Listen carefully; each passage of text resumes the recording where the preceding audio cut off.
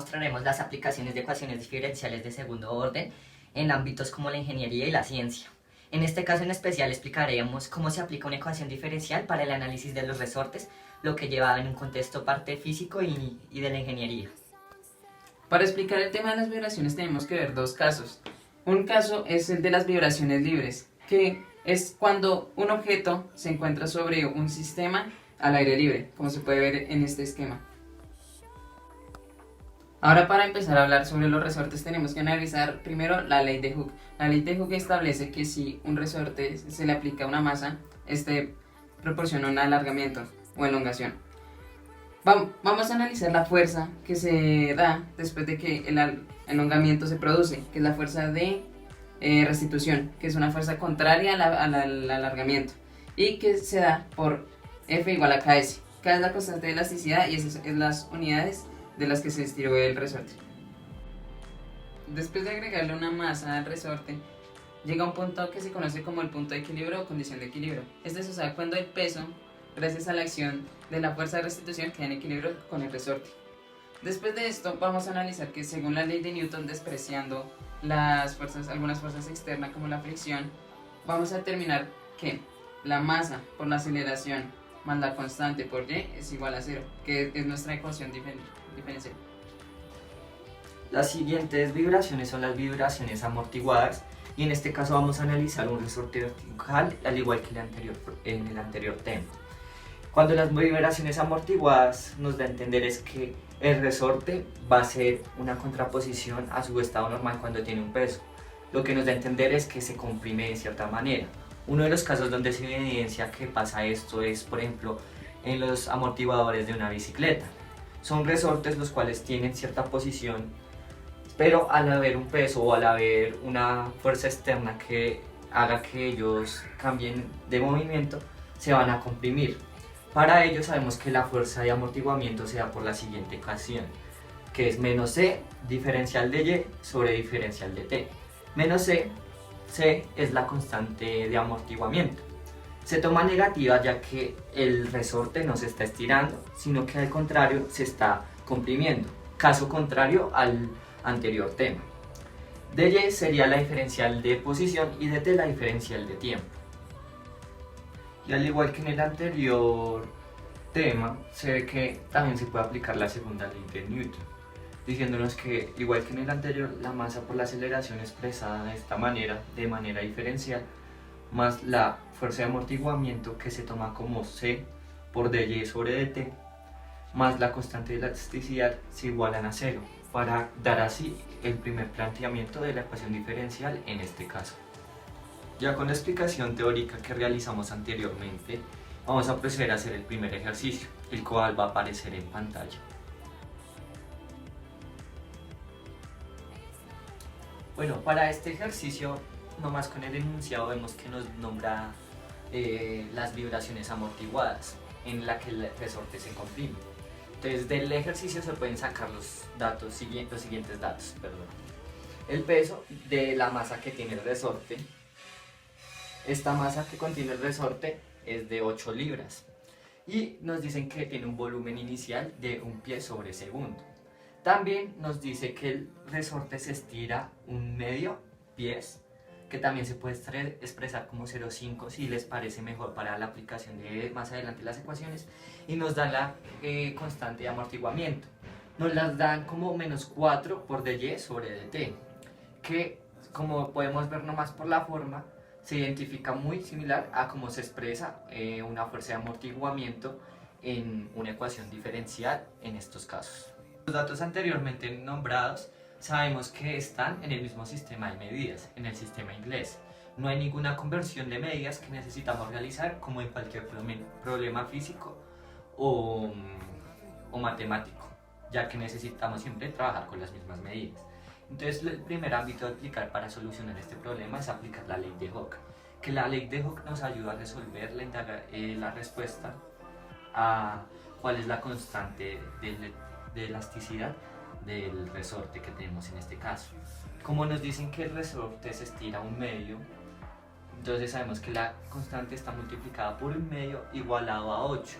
8 es el peso al cual está suministrándole la masa que tiene el resorte. que en este caso son 8 libras. Y lo que se mueve, lo que se estira el resorte es 1/2 de pies. Entonces acá lo que jugamos es con sacar la K, despejar la K de esta ecuación tan simple. El solo hecho de K por 1/2 es igual que expresarlo como K medios igual a 8. Y este 2 que está dividiendo lo pasaríamos el otro lado de la ecuación a multiplicar. Está dándonos que K es igual a 8 por 2. 8 por 2 nos da 16, encontrando la constante de elasticidad de este resorte. El siguiente paso a seguir es hallar la masa del cuerpo, ya que solo nos dan su peso. Entonces, para hallar la masa de su cuerpo sabemos que la masa es igual a W sobre G. W es, en otras palabras, denominado el peso, el signo del peso.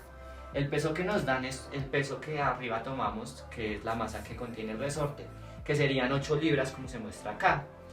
Y la gravedad la tomamos como 32. Muchos se dirán que por qué no se toma como 9,8, pero es que 9,8 es metros sobre segundo al cuadrado. Están en otro sistema de medidas. Entonces, para este sistema de medidas, que es el sistema inglés, la gravedad tiene un número de 32. 8 sobre 32 se puede simplificar como 1/4 y su unidad, según el sistema inglés, de la masa serían slug. Ya teniendo la constante de elasticidad, la masa y la fuerza de amortiguamiento que nos da el problema al comienzo, y mirándola en el planteamiento de la ecuación diferencial según el teorema, solo es reemplazar en esta ecuación los datos ya obtenidos. Entonces tenemos que la masa pasaría a ser 1/4, quedando acá en esta parte 1/4 por el diferencial al cuadrado de y sobre el diferencial de t al cuadrado, más la fuerza de amortiguamiento que nos la da el problema, que sería -4 de y de t. Entonces, como es -4, este signo pasaría a ser -4 de y de t, más la constante que nos dio 16. Esta constante, recuerden que es la elasticidad. Todo esto igualado a 0, como nos dice el teorema. Pero el teorema nos plantea que también deberíamos ponerla estéticamente más bonita para poder trabajarla. Entonces, para ponerla de esa manera y llegar a que el diferencial al cuadrado de y sobre el diferencial de t al cuadrado esté acompañado, que esté solo, vamos a multiplicar toda esta ecuación por un número que nos quite este fraccionario. Entonces sabemos que al multiplicar 4 por 1/4 quedaría 1, dando a entender que toda la ecuación la multiplicaríamos por 4. Entonces 4 por 1/4 sería 1, entonces nos da diferencial al cuadrado de y sobre de t al cuadrado. 4 por -4 nos daría -16 de y sobre de t. Y 4 por 16 nos daría 64 por y igual a 0. Esta ecuación ya resultante es la ecuación con la cual vamos a trabajar y resolver para hallar la posición, o sea, despejar y. La ecuación diferencial escrita en rojo se podría reescribir de la siguiente manera: y doble derivada menos 16y derivada más 64y es igual a 0.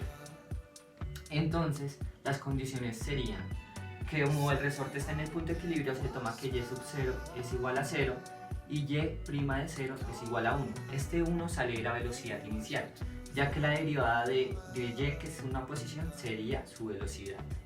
Entonces, para resolver este problema de ecuaciones diferenciales de esta parte, entonces trabajaríamos con Laplace, que usa transformadas para su solución. Entonces, como primer ámbito vamos a usar las transformadas de derivadas.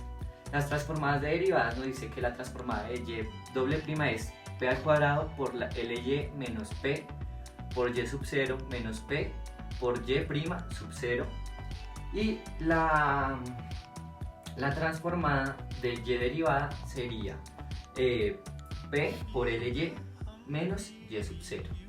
Todo esto se multiplica al menos 16 que se puede sacar de la transformada y quedaría más 74 por la transformada de y igual a 0.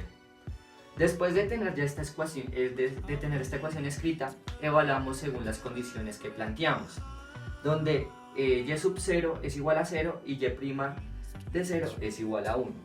Al hacer esto, sabemos que nos quedaría la siguiente ecuación: p al cuadrado por ly menos 1 menos 16p ly más 64ly igual a 0. De aquí sacaríamos un factor común de ly y nos quedaría ly es igual a p al cuadrado menos 16p más 64 menos 1. Pero como el menos 1 queda al otro lado de la posición sin nada que ser factorizado, lo pasamos al otro lado pasando con signo contrario a 1.